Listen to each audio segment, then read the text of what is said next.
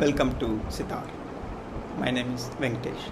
I am an author and a therapist.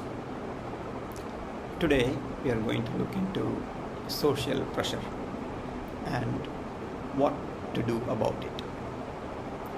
For better or for worse, we live in a very connected society, and thanks to modern technology and internet, today there is a lot going on which has an impact on everyday choices and decisions.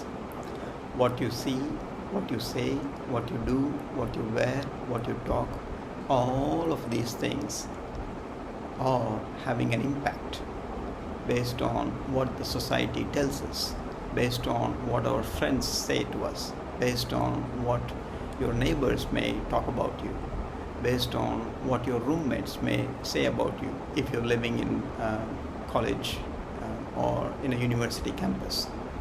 Based on so many factors, there is a lot going on in terms of the social pressure, expectations, and the need to actually sort of fit in into the society around you and conform to those expectations. While a little bit of pressure is almost needed and is a good thing for a society for peaceful coexistence, too much of pressure is not at all a good thing. And part of it can also happen because of what we are doing ourselves, and part of it generally stems from the normal trend in the society and what's going on around us, of which we may have very little control. So the first thing that we can do is to understand how much of it really bothers us and how much control do we have over whatever is bothering us. Now, this is sort of a complex topic, but if you really think it through, then it actually is something that we can manage, and it actually is something that we can cope up with and also change to an extent where necessary. One of the first things that you can do is to spend some time by yourself. About 5 to 10 minutes a day is a good time for you to really think through and understand what is actually going on with respect to such expectations.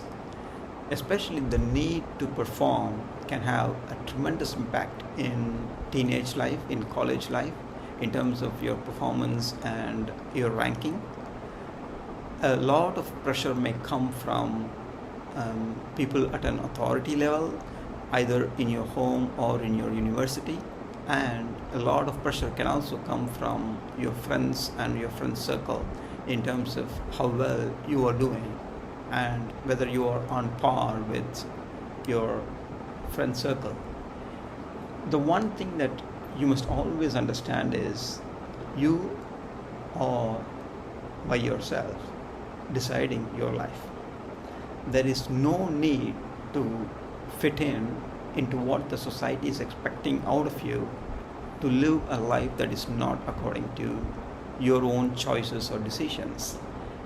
As long as you can really do some things in harmony with what's going on, in balance with what is required, then you're free to do to whatever dreams you want to pursue, to whatever actions that you want to take, to do whatever it takes to live your life to the fullest, your life on your terms. Social pressure comes from various channels. Some of them could be the networking options that are available. Some of them could be from your professional circle or your academic circle. Some of them could be coming from friends and family and relatives. Some of them could be coming from your neighbors.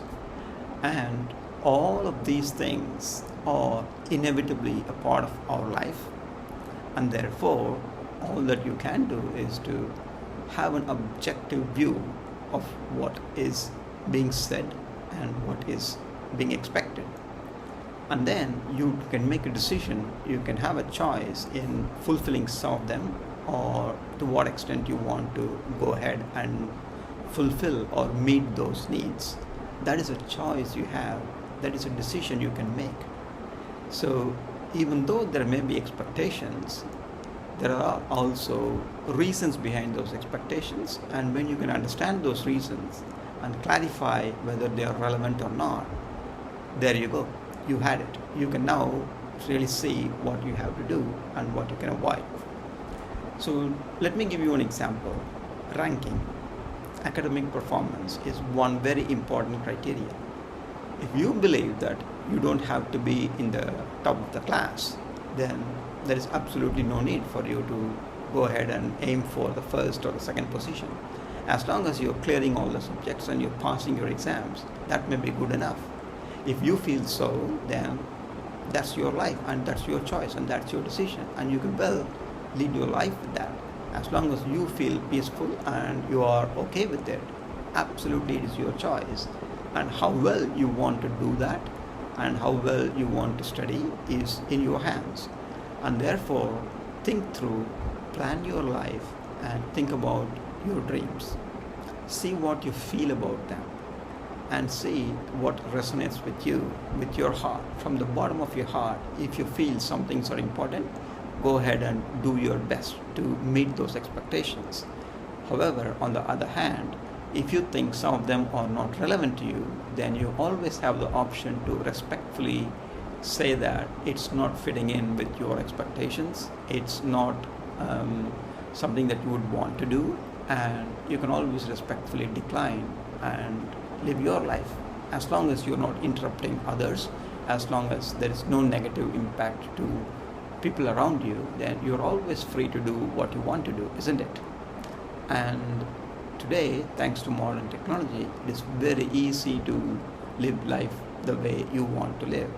And there are various options available for you to take some time off and stay offline for a while if you need it. If you think there is too much pressure because you're online, then you can just go offline for a little while and enjoy your own privacy and private time. And then you can come back online when you feel you're okay. It's a choice you have. You don't have to be always connected. You don't have to be always online.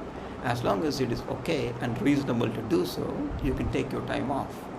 So in terms of one another thing that you can practice is mindfulness for handling social pressure.